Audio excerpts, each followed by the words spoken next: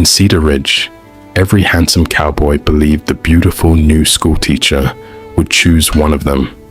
The whole town believed it too. But on the very first week, she arrived.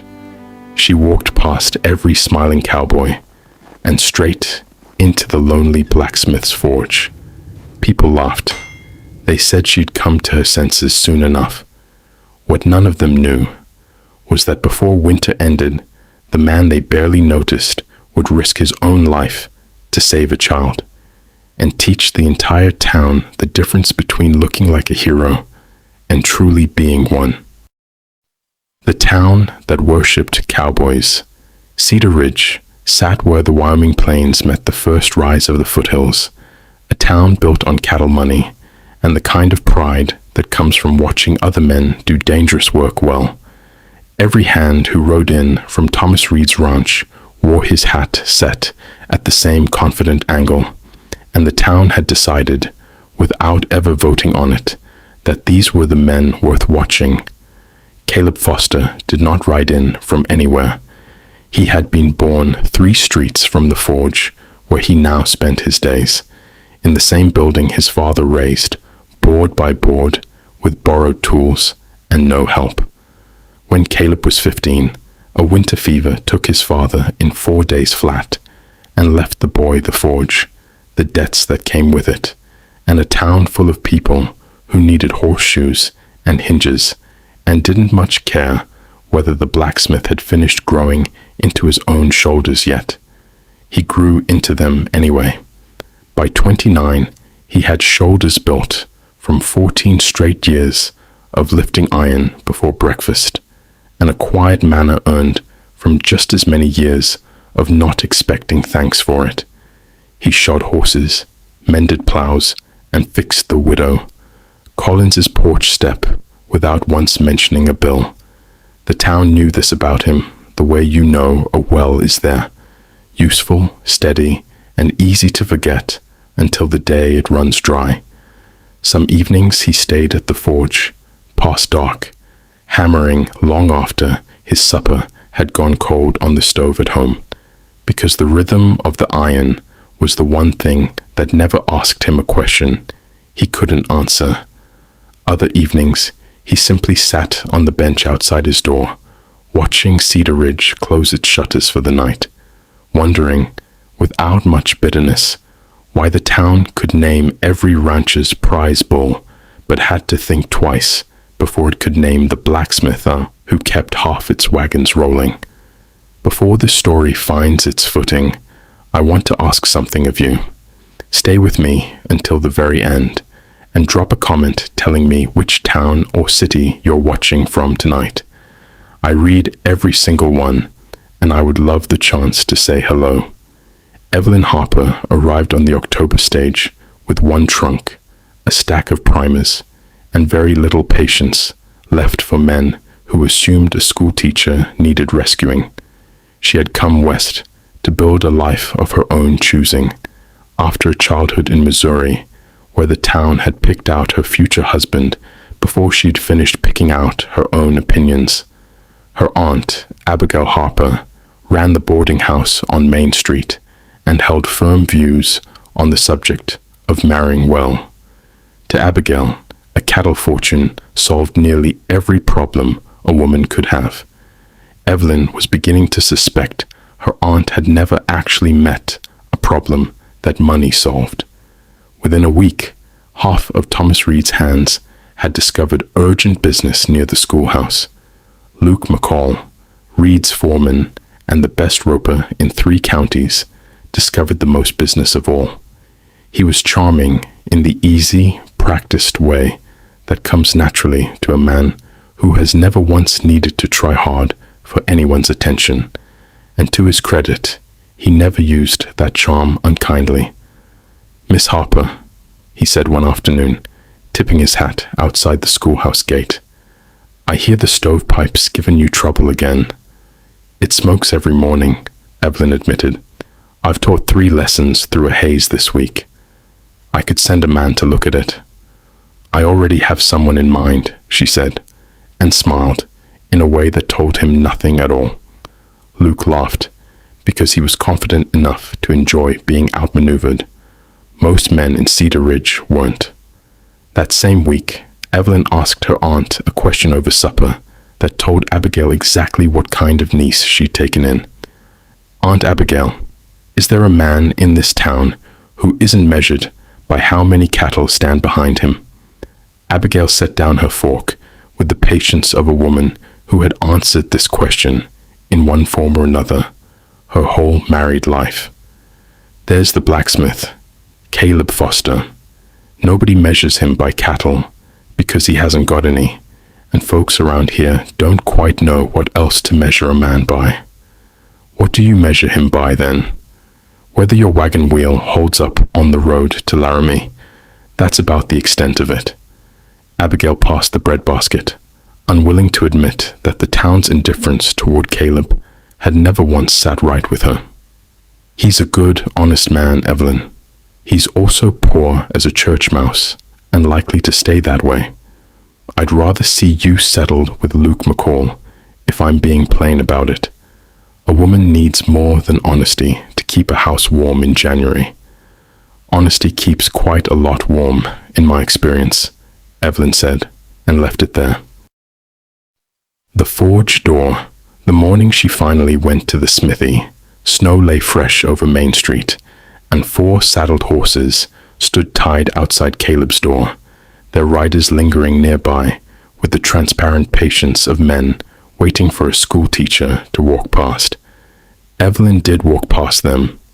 Then she kept walking, straight through the forge door, past the surprised faces of Luke and 3 other hands, and set the broken stovepipe joint on Caleb's workbench like she'd done it 100 times before. "I was told you're the only man in Cedar Ridge who fixes things without also fixing his eyes on the person asking," she said.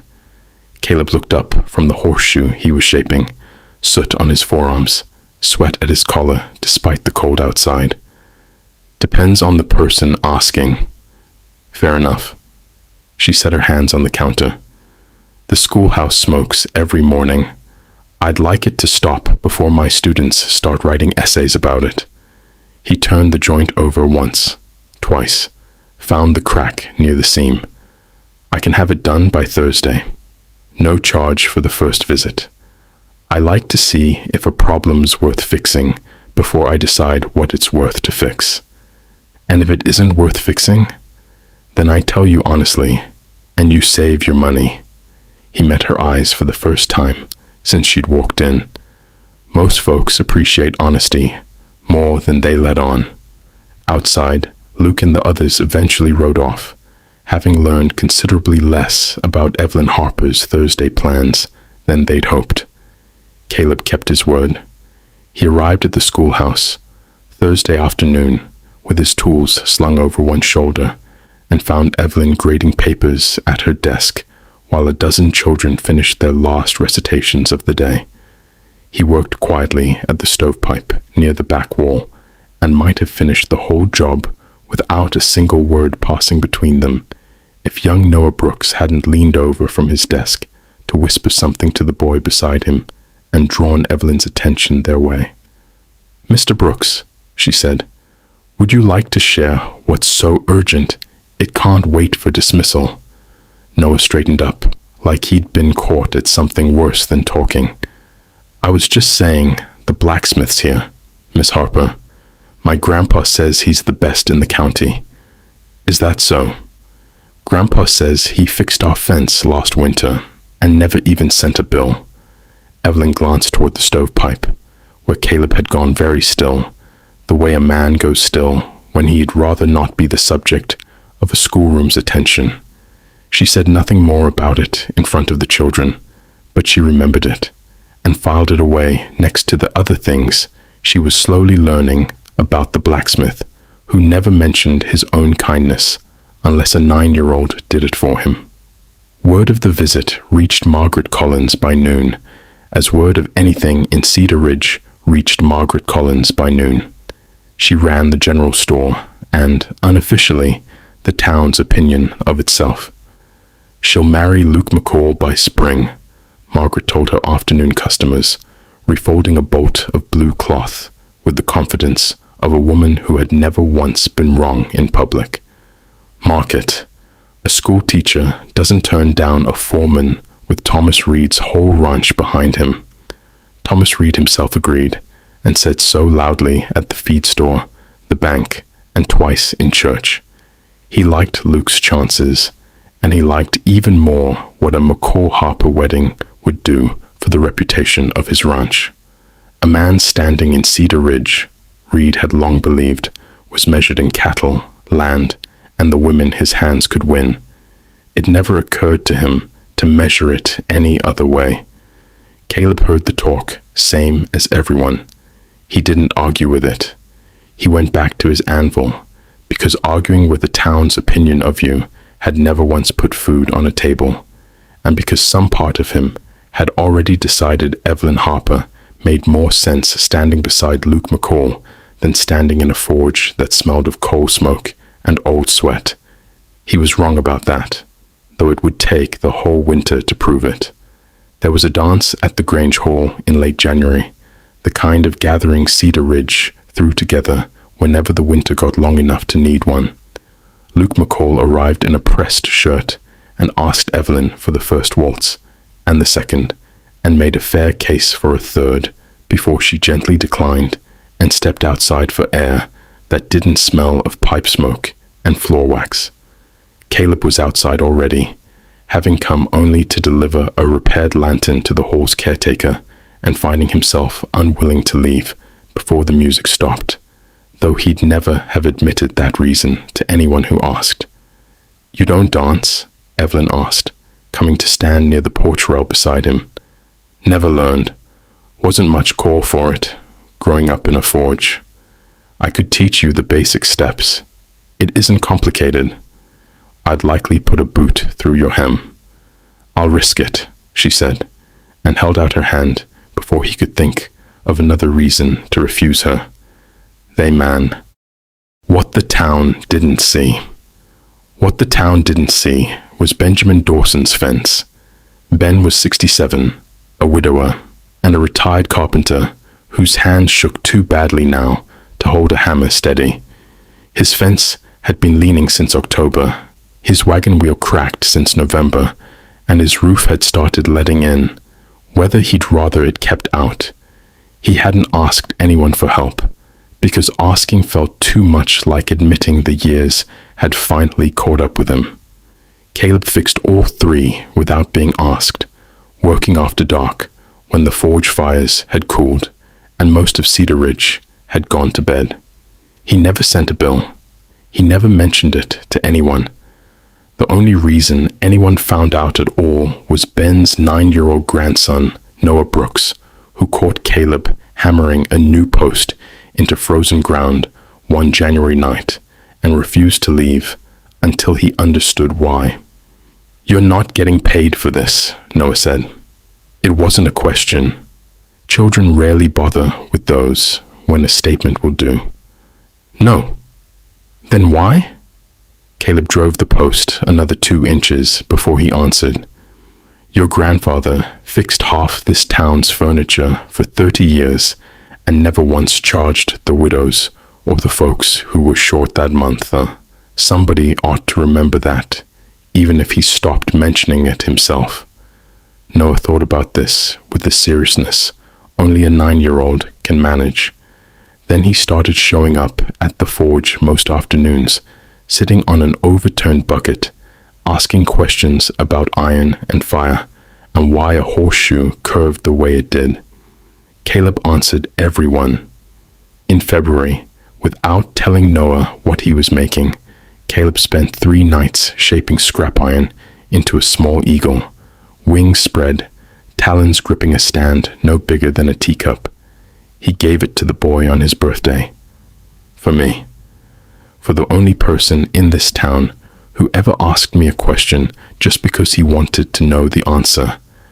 Noah kept that eagle on his windowsill for the rest of his life, though nobody in Cedar Ridge knew that yet.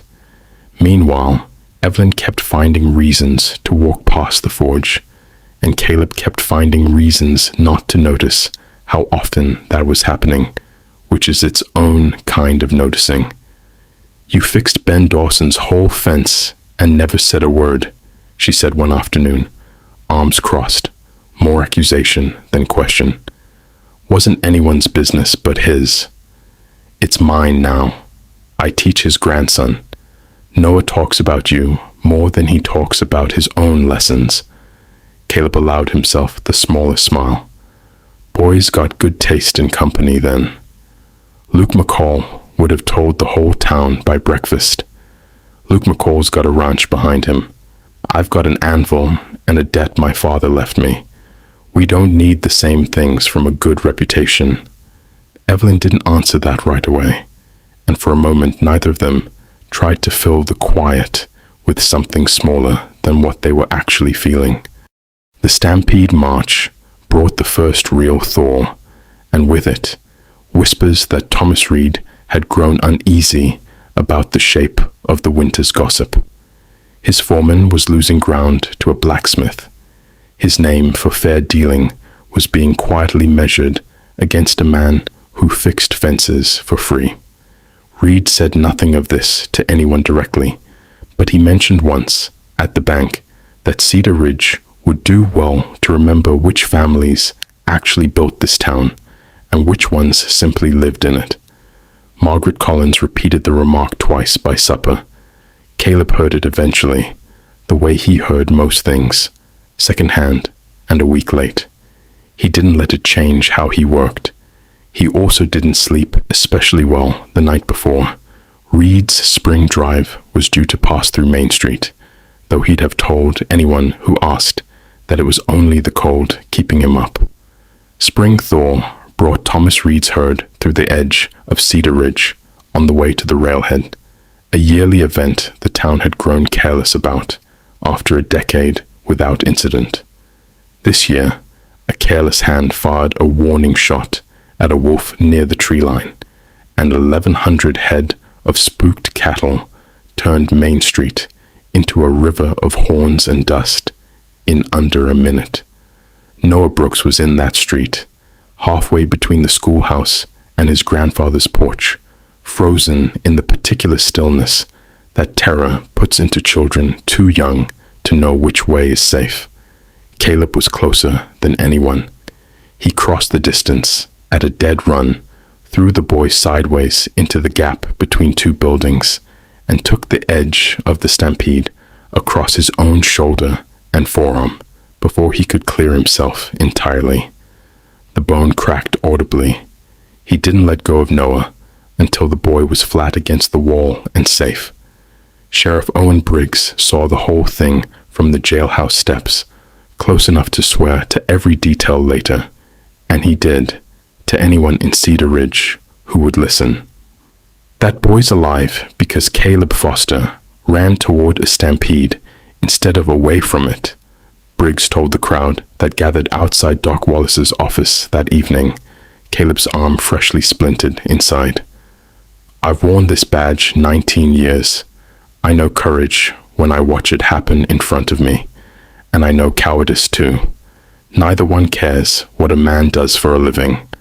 Thomas Reed, standing at the edge of that same crowd, understood immediately what the sheriff's words would cost him. His hand had fired the shot that started the stampede. If that got out plainly, the blame for Noah Brooks nearly dying would land squarely on Reed's ranch, not on the blacksmith who'd just broken his arm saving the boy. So Reed did what frightened men with reputations to protect sometimes do. He told a different story. "Foster spooked those cattle himself," Reed announced the next morning at the feed store, loud enough to be believed simply for the volume of it. "Man was hammering iron at the wrong hour, scared them before my hand ever raised his rifle. Nearly got that boy killed with his own carelessness." The lie traveled fast, the way lies do when they're convenient. Margaret Collins repeated it at the store. Half the town repeated it after her.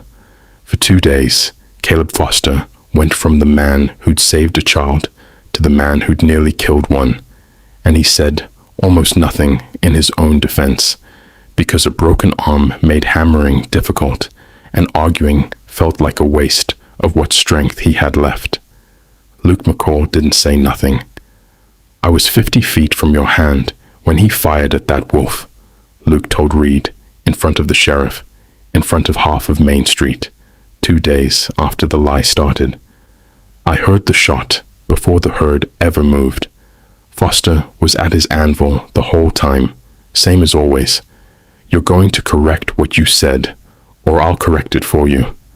Reed's face went the color of old brick. "Watch your tone, McCall. Remember whose payroll you're on." "I remember," Luke said. "I also remember which one of us actually saw what happened. I'll take honesty over a paycheck. Try me." Reed corrected himself within the hour, though not gracefully, and not before Sheriff Briggs made his own findings public in a way that left no room for a second version of events. Caleb Foster's reputation came back cleaner than it had left, and Thomas Reed's came back considerably smaller than he'd built it to look. What Cedar Ridge finally saw.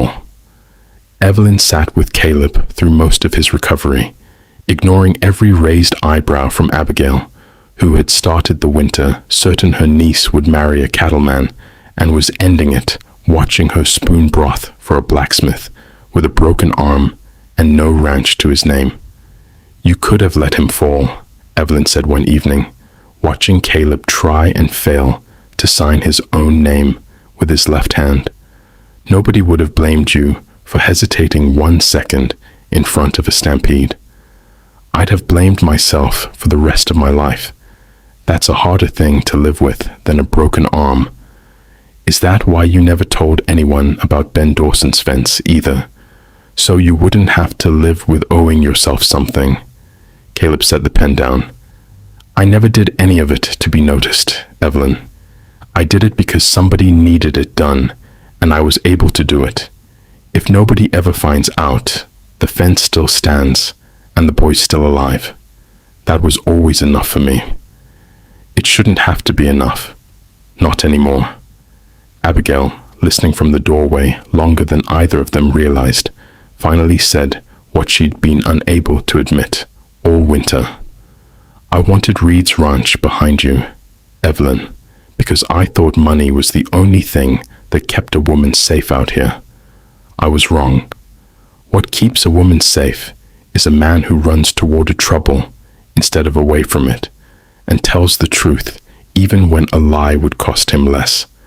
Marry whichever one of them does that. I don't care anymore what he's got in the bank." Luke McCall, for his part, made his peace with losing before he'd technically lost anything. He rode out to the forge himself the week Caleb's splint came off, and said what an honorable man says when he already knows how a story ends. "You're better for her than I ever would have been," Luke said, offering his hand. "I came here hoping to win something. Watching this winter, I think I learned something instead. That's a fair trade, I suppose." "You're not a bad man, Luke." "No," Luke agreed. "Just a man who finally figured out that charm gets you noticed, and character is what actually gets you kept." He left Reed's ranch within the month, not out of spite, but because a man who'd learned to value honesty found it hard to keep drawing wages from someone who'd so easily abandoned it. He took work-breaking horses for a smaller outfit outside town, and by autumn had earned a name for himself that owed nothing to Thomas Reed's ranch or reputation at all, a fact Luke seemed, for the first time in his life, genuinely proud of. By early summer, Cedar Ridge had quietly rearranged its own opinion of things, the way a town does when it's been proven wrong and would rather adjust than admit it out loud. Margaret Collins found new gossip to redirect her afternoons toward. Thomas Reed kept his cattle and lost a measure of standing he never fully recovered and never fully understood why. Sheriff Briggs still told the stampede story at the saloon most Fridays, embellishing it a little further every time, though the true parts never needed embellishing at all.